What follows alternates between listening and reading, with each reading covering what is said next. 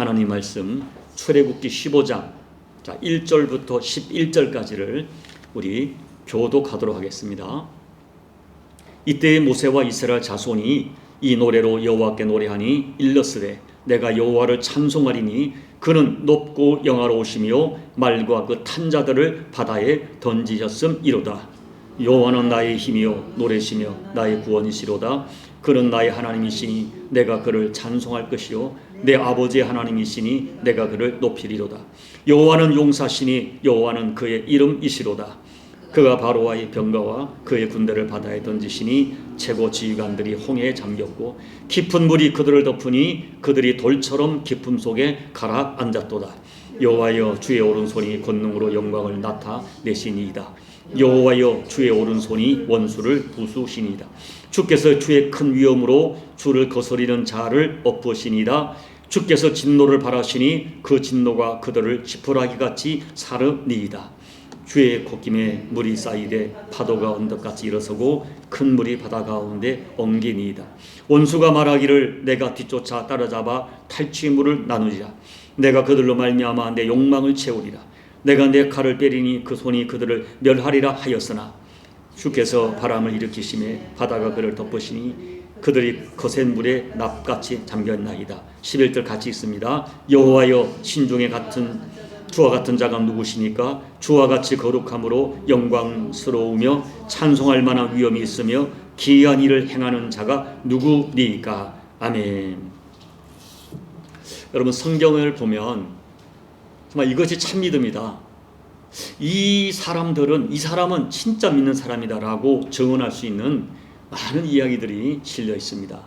그 중에 대표적인 한 분이 사도행전 16장의 바울과 실라입니다. 바울은 예수님 전하다가 거짓 모함을 받아 옥에 갇히게 되었습니다. 그리고 두 사람은 무수히 매를 맞고 감옥에 갇혀 착고에 차입니다. 이분들이 고통스러운 것은 선한 일을 하다가 매를 맞았고 모함을 받아 정말 애매하게 고통을 겪고 있는 것입니다. 그런데 여러분 정말 이해하기 힘든 일이 벌어집니다.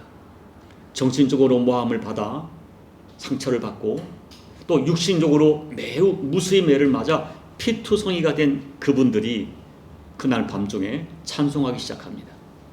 지금 상황이 도저히 찬송할 수 있는 상황이 아닙니다. 정상적인 사람이라면 낙심하고 두려워하고 또 아파해야 할 그 밤에 그들은 옥중에서 하나님께 찬양을 드리고 있는 것입니다. 여러분 이분들이 매를 너무 맞아 정신에 나간 것일까요? 아닙니다. 이분들은 분명한 의식을 가지고 있었고 그리고 이분들은 당대 최고의 지성인들이었습니다. 그렇다면 어떻게 이분들은 이런 고통 가운데 찬송할 수 있었던 것일까요?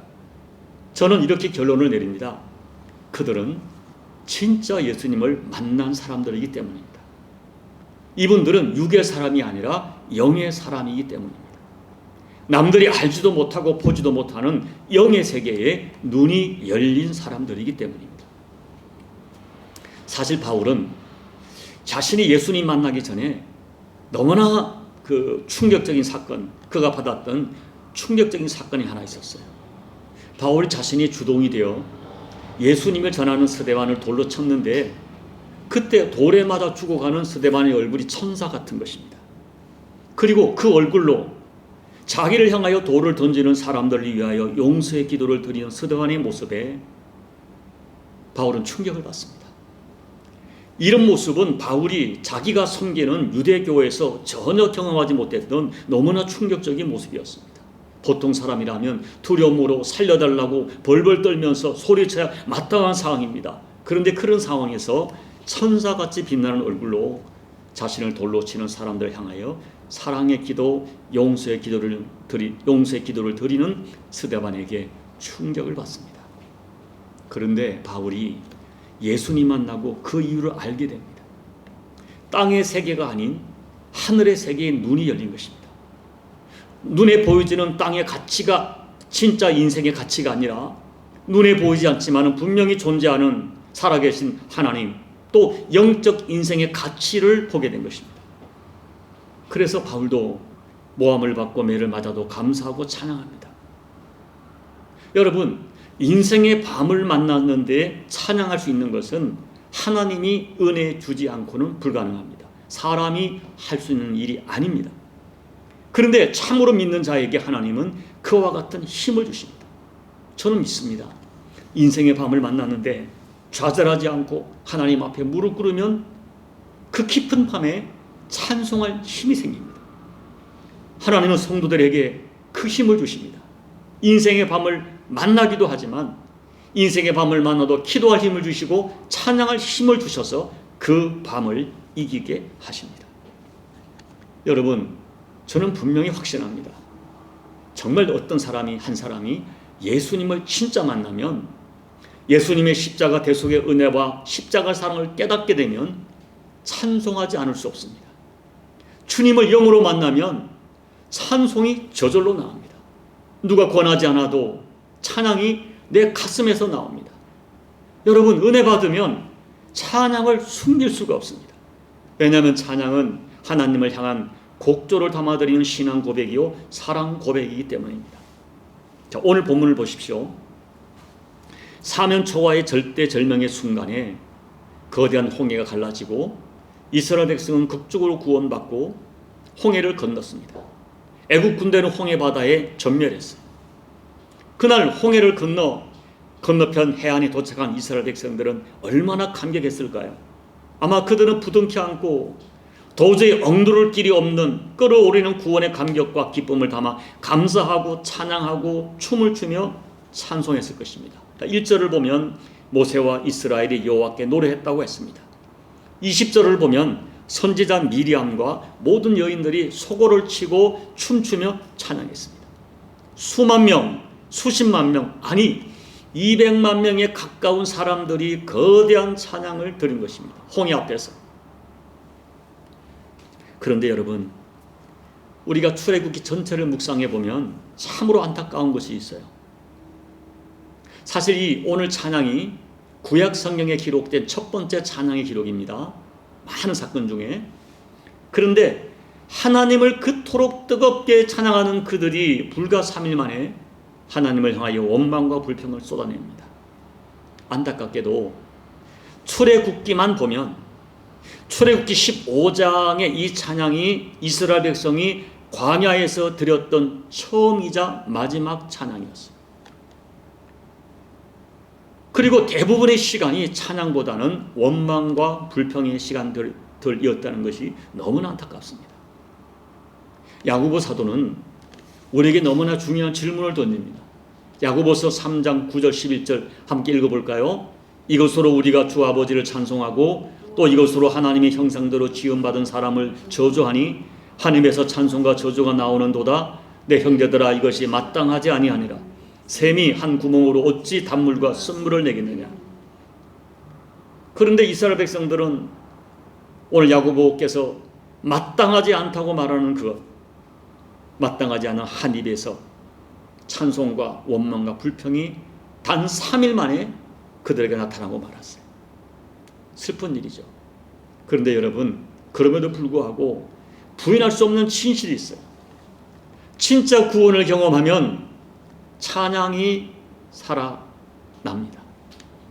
찬양은 하나님의 은혜를 받은 사람이 하나님께 영광 돌리는 최고의 신앙행위이기 때문입니다. 구원의 감격이 너무나 분명했기 때문에 바울과 실라는 옥에 갇혀서 찬양합니다. 감옥이란 상황과 환경이 그들의 구원의 감격을 소멸시키지 못합니다. 그렇다면 오늘 말씀을 묵상하면서 우리는 무엇을 찬양해야 하고 또 하나님 앞에 어떤 내용의 찬양을 드려야 할까요? 첫째, 하나님이 행하신 구원을 찬양해야 됩니다. 자, 1절을 다시 한번 읽어보겠습니다. 이때에 모세와 이스라엘 자손이 이 노래로 여호와께 노래하니 일렀으되 내가 여호와를 찬송하리니 그는 높고 영화로우시며 말과 그 탄자들을 바다에 던지셨음이로다. 이스라엘 백성들은 지금 하나님이 하신 크고 놀라운 구원의 사건을 자세히 가사를 만들어 찬양해요. 여기 이때의 1절의 이때는 언제입니까? 홍해를 건너고 자기를 대적하는 무리들이 홍해에 수장되고 자기들은 기적적으로 홍해를 건넌 구원의 사건을 경험한 때에 그리고 1절부터 12절까지는 하나님이 애국 군대를 어떻게 수장시키고 자기들을 어떻게 구원했는지를 여러 가지 표현으로 찬양합니다. 하나님께서는 불가능한 상황에서 바다의 길을 만드시고 택한 백성을 구원하셨습니다. 바로의 군대와 말들을 한 번에 수장시키셨습니다. 하나님의 진노는 바로의 군대를 지푸라기처럼 불사르셨습니다. 하나님께서 바람을 일으키실 때 그들은 납덩이처럼 바다에 잠겼습니다. 이 모습을 보고 당시 주변 국가인 블레셋과 에돔의 지도자들이 충격을 받습니다. 모압의 영웅들이 두려움에 떨었다고 했습니다. 가나안 주민들은 낙심했다고 했습니다. 당시 주변의 모든 강대국들이 전능한 하나님의 구원적 사건 앞에 모두가 말을 잃어버리고 말았습니다. 그 하나님을 지금 이스라엘 백성들이 목소리 높여 찬양하는 거예요. 사랑하는 여러분, 우리가 하나님께 드리는 찬양의 가장 위대한 주제, 절대적인 주제는 하나님의 구원입니다. 여러분, 오늘 우리들의 삶 가운데 하나님이 베푸신 가장 큰 은혜, 가장 큰 능력, 그것은 무엇일까요?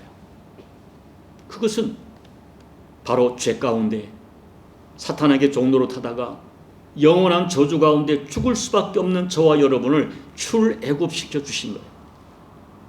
죄로 인하여 영원한 저주 아래 죽을 수밖에 없는 나를 예수님의 십자가 보혈로 모든 죄 용서하시고 하나님의 자녀 삼아주시고 자녀의 권세 주신 거예요. 영원한 생명을 주시고 천국의 상속자로 삼아주신 것입니다. 여러분, 이것보다 더 큰 은혜, 이것보다 더 큰 축복, 이것보다 더 큰 기적이 세상에 어디 있겠습니까? 그래서 우리 찬양의 가장 위대한 주제는 나를 구원하신 구원에 대한 구체적인 진술과 감사와 찬양입니다. 그래서 우리는 예수님의 십자가를 구체적으로 진술하며 찬양합니다.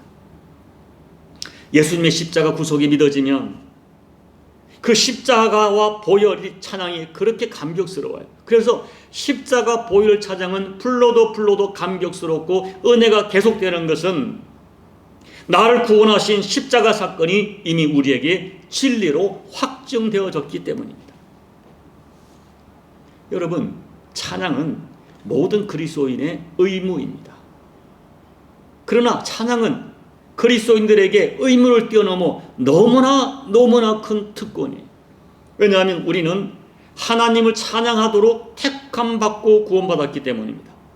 우리 이사야 43장 21절과 시편 50편 23절을 같이 연달아 읽어보겠습니다. 이 백성은 내가 나를 위하여 지었나니 나를 찬송하게 하려 함이니라. 감사로 제사 드리는 자가 나를 영화롭게 하나니 그의 행위를 옳게 하는 자에게 내가 하나님의 구원을 보이리라. 우리는 하나님께 찬양하도록 존재 자체가 지어졌어요. 그런데 내가 십자가 구원을 확정하면 내 가슴에 그 찬양이, 진짜 찬양이 나오는 거예요. 그와 같은 진짜 감사와 찬양이 하나님을 영화롭게 합니다. 여러분, 예수님의 십자가 대속을 참으로 믿고 감사하면 십자가 보혈 찬양만 불러도 눈물이 나옵니다. 요한계시록을 보면 하늘의 영광스러운 천상의 모습을 우리에게 환상으로 보여주고 있는데, 하늘의 영광스러운 보좌 주변에 구속함을 받은 백성들이 찬양과 존귀와 영광을 누구에게 돌립니까? 보좌 앞에 어린 양과 성부 하나님께 올려드립니다. 저는 여러분에게 이 구원에 대한 찬양이 진짜 살아있기를 소망합니다. 예수님의 십자가 대속을 찬양하고 또 찬양해도 여러분의 가슴에 감격이 살아있고 감사가 살아있는 본질적 이 감사, 본질적 찬양, 그것이 살아있는 저와 여러분 되시기를 예수님 이름으로 축복합니다. 둘째, 나와 하나님 사이에 맺어진 아름다운 관계를 찬양해야 합니다. 우리 2절을 다시 한번 읽어볼까요? 여호와는 나의 힘이요 노래시며 나의 구원이시로다. 그는 나의 하나님이시니 내가 그를 찬송할 것이요 내 아버지의 하나님이시니 내가 그를 높이리로다. 자, 여러분 잘 보시면 2절 한 절에 나 혹은 내가라고 하는 1인칭 표현이 6번 나옵니다. 이것은 이스라엘이 하나님과 나와의 특별한 관계를 강조하는 표현이에요. 그들은 하나님은 나의 힘이라고 찬양합니다. 하나님은 나의 노래라고 찬양합니다. 결국 하나님은 나의 구원이라고 찬양합니다. 결론적으로 이스라엘을 구원하신 하나님은 나의 하나님이었다. 나의 하나님. 나 개인의 하나님으로 찬양합니다. 여러분, 이스라엘 백성들이 하나님을 나의 하나님이라고 부르고 있는 것은 그들이 하나님으로 말미암아 큰 자부심을 느끼고 있다는 것을 의미해요.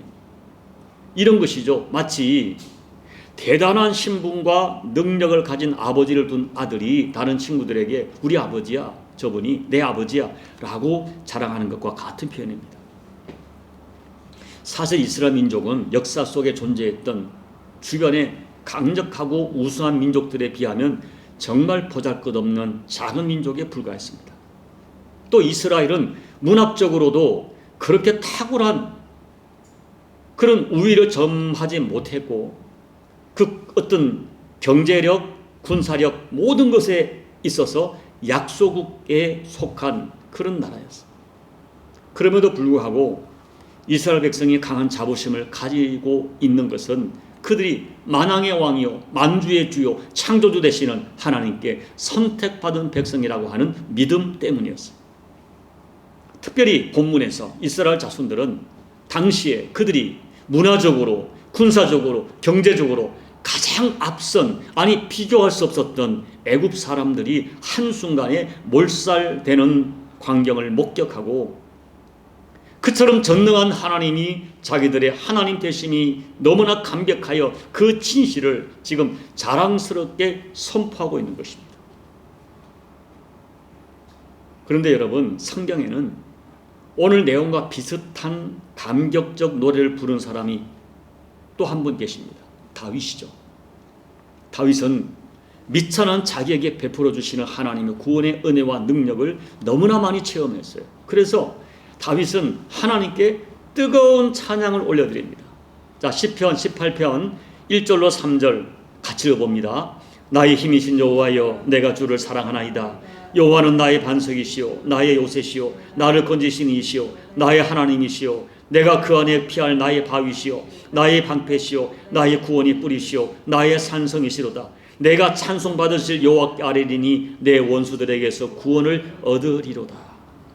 여러분, 다윗이 찬양하는 하나님은 이론으로 배운 하나님이 아닙니다. 그냥 종교적으로 습관적으로 그렇게 부른 하나님이 아니에요. 다윗이 찬양하는 하나님은 바로 내가 경험한 하나님입니다.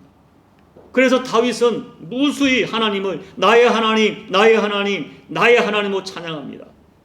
다윗은 모든 상황에서 자기에게 힘이 되어주셨던 하나님을 나의 힘이신 여호와라고 찬양해요. 그리고 여러 상황을 따라 하나님은 그때 나의 반석이셨고 나의 요새가 되어주셨고 나를 건져주셨고 내가 피할 바위가 되어주셨고 나의 방패가 되어주셨고 나의 산성이 되어주셨다고 하나님을 찬양합니다.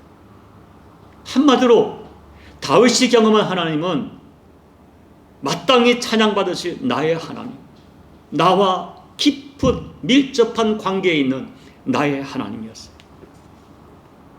여러분, 부인할 수 없는 진실이 있어요. 하나님을 이론으로 아는 사람은 뜨거운 찬양을 부를 수 없습니다. 하나님을 나의 하나님으로 만나지 못한 사람은 찬송을 불러도 감격이 없습니다. 여러분에게 하나님은 어떤 하나님이십니까? 저는 부족하지만 하나님을 찬양할 때가 행복합니다. 저는 하나님께서 저를 향하여 너는 내 것이라고 말씀하여 주신 것이 너무나 감사하고 행복합니다. 그리고 제가 하나님을 꺼리낌 없이, 아니 감격스럽게 아빠 아버지라 부를 수 있음이 너무나 감사하고 감격합니다. 그래서 나의 아버지를 감격스럽게 큰 소리로 찬양합니다. 제가 성경 두 구절을 제가 한번 뽑아봤어요. 이사야 43장 1절 같이 읽어볼까요? 야곱아, 너를 창조하신 여호와께서 지금 말씀하시느니라. 이스라엘아, 너를 지으신 이가 말씀하시느니라. 너는 두려워하지 말라. 내가 너를 구속하였고 내가 너를 지명하여 불렀나니 너는 내 것이라. 여기 야곱에게, 이스라엘에게 여러분의 이름 넣어보세요. 여러분에게 말씀합니다. 내가 너를 구속하였고 내가 너를 지명하여 불렀나니 너는 내 것이라. 자, 로마서 8장 15절 18절 읽어볼까요? 무릇 하나님의 영으로 인도함을 받는 사람은 곧 하나님의 아들이라. 너희는 다시 무서워하는 종의 영을 받지 아니하고 양자 영을 받았으므로 우리가 아빠 아버지라고 부르짖느니라.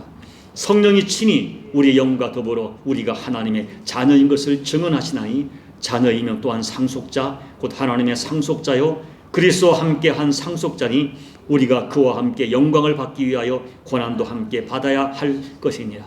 생각하건대 현재의 고난은 장차 우리에게 나타날 영광과 비교할 수 없도다. 내가 하나님을 나의 아버지라 부를 수 있는 것, 이것이 최고의 감사요 최고의 찬양입니다. 그리고 무엇보다 저에게 가장 큰 찬양은 이 모든 것을 가능하게 하신 예수님의 십자가입니다.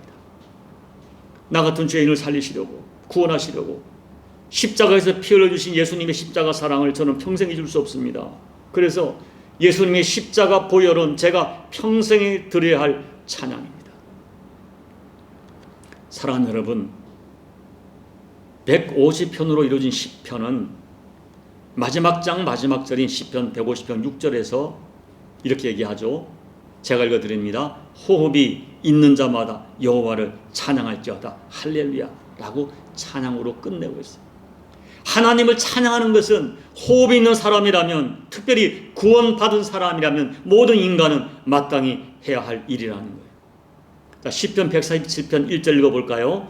할렐루야, 우리 하나님을 찬양하는 일이 선함이요 찬송하는 일이 아름답고 마땅하도다. 146편 2절 시작. 나의 생전에 여호와를 찬양하며 나의 평생에 내 하나님을 찬송하리로다. 자, 145편 1절 왕이신 나의 하나님이여 내가 주를 높이고 영원히 주의 이름을 송축하리이다.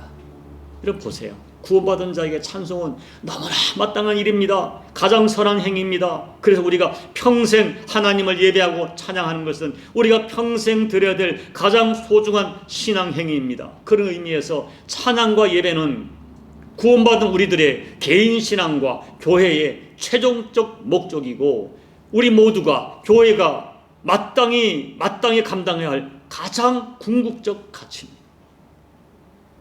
그런데 여러분, 우리가 어떻게 항상 하나님을 찬양할 수 있겠어요? 오늘 이스라엘 백성처럼 엄청난 구원을 경험한 그 상황이라면 찬양이 가능하겠죠.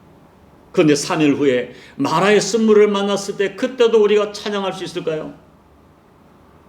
우리가 걸어가는 인생 여정이 사실 만만하지 않습니다. 많은 눈물이 있고 고통이 있고 우여곡절이 많습니다. 그런데 어떻게 항상 하나님을 찬양하며 걸어갈 수 있을까요? 그것은 내 자신의 힘든 인생 여정에 인생의 초점을 맞추기보다 나를 향하신 좋으신 하나님, 신실하신 하나님을 더욱 주목할 때 가능합니다. 지나간 내 인생 여정 속에 이미 베푸셨던 하나님의 구원의 은혜를 생각하면 찬양할 수 있습니다. 경제적으로 어렵고 온갖 걱정과 불안이 몰려오는 현실이지만 이 세상을 창조하시고 역사를 주관하신 하나님, 공중의 새 한 마리, 들의 풀 한 포기도 먹이시고 입히는 하나님이 나의 아버지가 되어주신다는 이 진실, 그 아버지 하나님의 사랑을 믿어드리면 찬양할 수 있습니다. 무엇보다 예수님께서 십자가에서 피 흘리기까지 사랑하시는 그 큰 사랑을 받아 하나님의 자녀가 되은 이 큰 축복을 정말 믿는다면 우리는 찬양할 수 있습니다.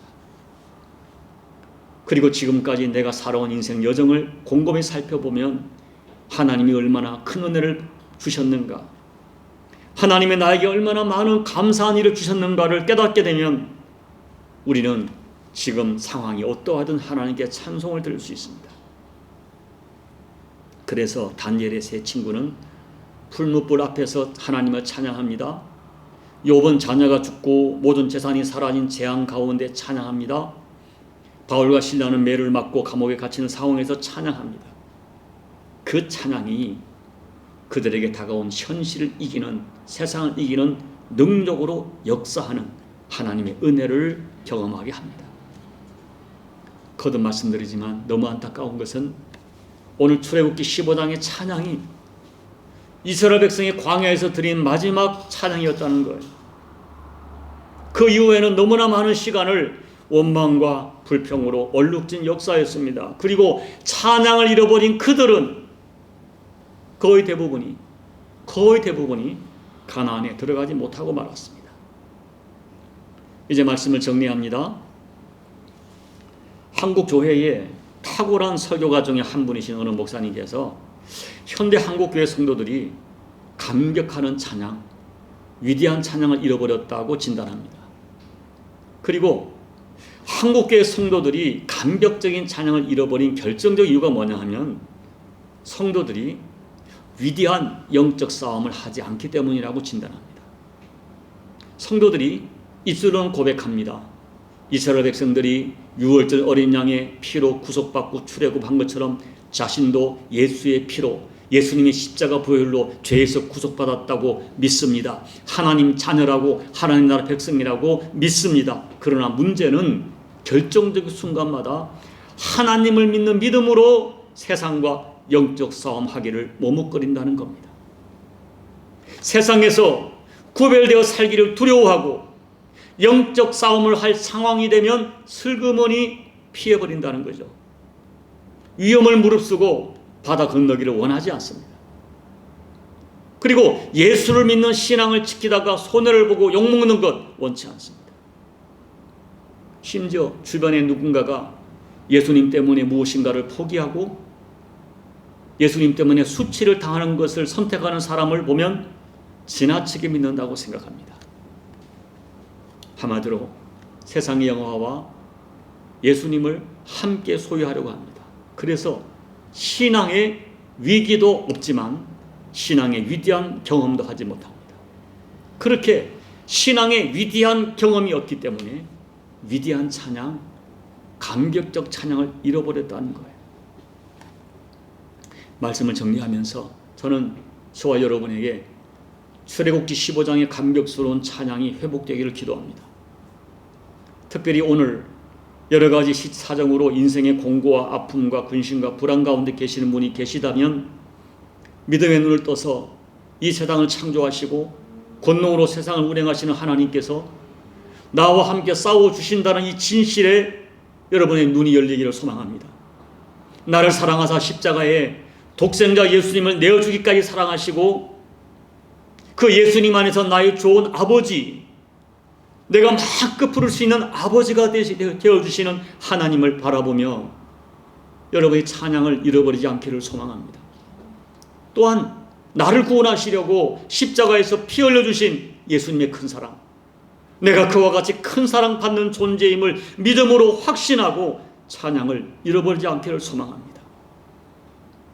여러분, 이 믿음이 있으면 어떤 상황에서도 하나님을 찬양할 수 있습니다. 소망하기는 어떤 상황에서도 나를 향한 하나님의 사랑과 은혜를 생각하면서 하나님을 뜨겁게 찬양하다가 그 찬양의 위대한 능력으로 세상을 이기는, 모든 도전을 이기는 저와 여러분 되시기를 예수님 이름으로 축복합니다. 아멘. 우리 함께 말씀을 기억하며 기도하겠습니다. 사랑하는 여러분, 이 찬양이 살아있습니까? 하나님의 구원을 경험하고 그 구원하심을 참 마음껏 하나하나 할 수 있는 모든 표현을 들어 찬양합니다. 그리고 찬양하되 나의 하나님으로, 나의 구원자로, 나와 밀접한 아름다운 관계로 맺어진 하나님을 찬양합니다.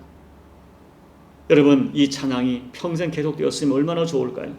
오늘 예수님의 십자가 대속으로 나를 구속하신 그 사랑, 아버지 사랑, 하나님 사랑, 내가 오늘 하나님을 이 거침없이 아빠 아버지라 부를 수 있는 이 자녀의 권세, 예수님은 나의 주라 부르는 이 엄청난 권세, 이걸 찬양하시고 감사하시고 평생에 찬양하는, 어떤 상황에서 찬양 잃어버리지 않는 믿음의 사람이 되기를 이 시간 소망하며 함께 기도하며 나가시겠습니다. 하나님 아버지 고맙고 감사합니다. 오늘 우리가 하나님 앞에 엎드려 말씀 앞에 무릎을 꿇습니다. 이 아름다운 은혜 주신 하나님을 찬양합니다. 주님, 이 은혜를 잃어버리지 않도록 도와주십시오. 이 은혜를 상실하지 않도록 도와주십시오. 하나님의 나의 아버지 되어주심이, 나를 구원하심이 얼마나 위대한 감사의 제목이, 하나님, 그 하나님의 사랑을 믿어드리고 예수님의 십자가를 붙드는 믿음으로 인생의 크고 작은 도전을 이겨내는 저희가 될 수 있도록 아버지 하나님 역사하여 주옵소서. 하나님 아버지, 하나님의 엄청난 기적, 사면초가의 위험이 있다가 홍해가 갈라지고 홍해를 건너고 대적들은 수장되었지만 우리는 무사히 건너 하나님, 정말 하나님의 구원을 뜨겁게 춤추며 찬양했던 그들, 그 하나님이 나의 하나님 되어주시면 믿어져서 실제하는 능력으로 체험했기에 뜨거운 찬양을 듣던 그들의 찬양이 우리의 찬양이 되게 도와주십시오. 나 같은 죄인을 위하여 아버지 하나님께서 독생자 예수님 보내주시고 예수님 나를 위해 피 흘려 나를 구속하신 그 십자가 사랑으로 말미암아 내가 하나님의 자녀가 되고 하나님 나라 상속자의 권세를 가진 것이 얼마나 큰 축복인지를 우리가 생각하면서 찬양하게 도와주십시오. 그 하나님이 나의 하나님이 되어지고 나의 아버지 되어주시면 너무 감사해서 하나님 날마다 우리 입술 속에 아버지 하나님을 향한 내 예주 예수님을 향한 찬양이 끊어지지 않다가 그 찬양으로 우리에게 다가오는 모든 크고 작은 도전을 이겨내건 승리하는 우리 교우들 될 수 있도록 은혜 베풀어 주옵소서. 예수님 이름으로 간절히 소망하며 축복하며 기도하옵나이다. 아멘.